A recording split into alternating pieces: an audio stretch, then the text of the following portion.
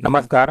मी सर्वांचं स्वागत करतो हवामान अपडेट या आपल्या यूट्यूब चॅनलवरती. मी नेताय जाधव आणि आपण पाहणार आहोत 17 मार्च रोजीचा संपूर्ण महाराष्ट्र राज्याचा हवामानाचा अंदाज. याचबरोबर येणाऱ्या काही दिवसात राज्यात वातावरण कसं असेल म्हणजे 17, 18, 19 आणि 20 रोजी राज्याच्या विविध भागामध्ये वातावरणामध्ये काही बदल होणार आहेत याबद्दलची माहिती आपण या व्हिडिओमध्ये पाहणार आहोत.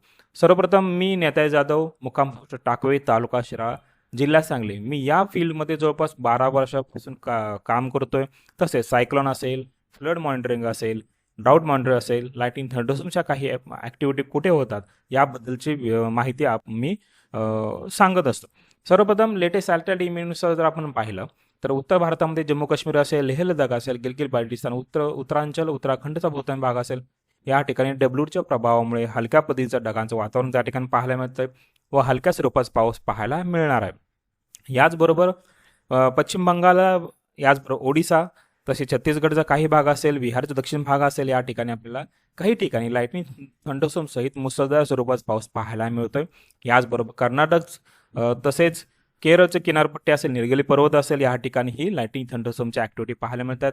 राज्याचा दक्षिण भाग असेल म्हणजे संपूर्ण सीमावर्ती भाग असेल, या ठिकाणी ही लाईटिंग थंडरस्टॉर्मच्या ॲक्टिव्हिटी पाहायला मिळतात. काही ठिकाणी हलक्या स्वरूपाचं ढगांचं वातावरण त्या ठिकाणी पाहायला मिळते. याचबरोबर राज्याच्या जवळून नकाशानुसार जर आपण पाहिलं तर धाराशिव असेल, याचबरोबर लातूरचा पूर्व भाग असेल, नांदेडचा दक्षिण भाग असेल, या ठिकाणी आज रात्री काही प्रमाणामध्ये हलक्या स्वरूपाचा पाऊस पाहायला मिळू शकतो. तसेच चंद्रपूरचा दक्षिण भाग, याही ठिकाणी आपल्याला हलक्या स्वरूपाचा पाऊस पाहायला मिळणार आहे. याचबरोबर सांगलीचा मिरज असेल, कवठेमहांकाळ, आटपाडी, जतचा काही प्रमाणामध्ये भाग असेल, या ठिकाणी साताऱ्याचा काही भाग असेल, या ठिकाणी ढगांचं वातावरण पाहायला मिळतं. तसेच बीड असेल, धाराशिवचा उत्तर भाग असेल, परभणी, हिंगोली, नांदेडचा बहुतांश भाग, या ठिकाणी हे ढगांचं वातावरण पाहायला मिळते. मात्र या ढगामुळे पावसाची शक्यता फार कमी आहे. याचबरोबर वाऱ्याची दिशा सिस्टम प्रणालीबद्दल आपण जर पाहिलं, उत्तरेला WD आहे. याचबरोबर उत्तरेकडून जे वारं आहे ते उत्तरेकडून वारं काही ठिकाणी थंडगार वारं आहे, काही ठिकाणी उष्ण वारं पाहायला मिळतं. राजस्थानचा जो हा पट्टा असेल, या ठिकाणी अतिशय जास्त प्रमाणामध्ये उष्णता पाहायला मिळाली. मात्र याचा त्रास मात्र अजून त्या ठिकाणी पाहायला मिळत नाही. मात्र देशाचा जो मध्यवर्ती भाग असेल, हा पट्टा असेल, या भागामध्ये उष्णता अतिशय जास्त प्रमाणामध्ये पाहायला मिळालेला आहे.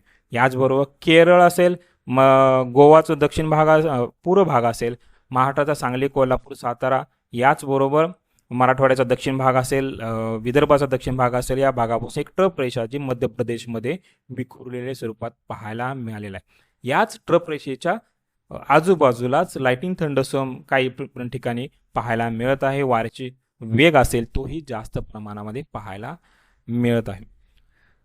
याचबरोबर येणाऱ्या 2 दिवसानंतर म्हणजे 19 तारखेचा फोरकास्ट आपण जर पाहिलं तर मॅपनुसार जर सर्वप्रथम पाहिलं, ज्या ठिकाणी हिरवा कलर आहे याच्यामध्ये सांगली असेल, सातारा, पुणे, अहिल्यानगर, नाशिकचा पट्ट्या भाग असेल, छत्रपती संभाजीनगर, जालना, हिंगोली, तसेच सोलापूरचा काही भाग असेल, या ठिकाणी ज्या ठिकाणी हिरवा कलर दिसतोय त्या ठिकाणी जे लाईटिंग थंडरस्टॉर्म्स आहेत म्हणजे वीज आहे ती हलक्या स्वरूपाचं राहणार आहे.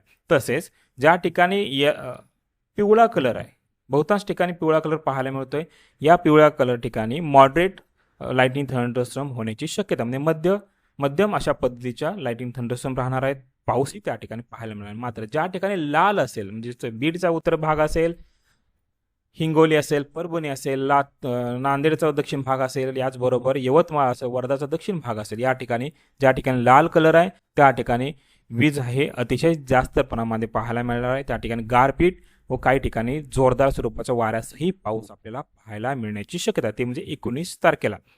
याचबरोबर येणाऱ्या 24 तासाचा जर आपण विचार जर केला तर येणाऱ्या 24 तासामध्ये सोलापूर असेल, धाराशिव असेल, लातूर असेल, नांदेड, यवतमाळ, तसेच वर्धा, नागपूर, भंडारा, गोंदिया, गडचिरोली, या ठिकाणी IMDने म्हणजे हवामान खात्याने अलर्ट जारी केला आहे.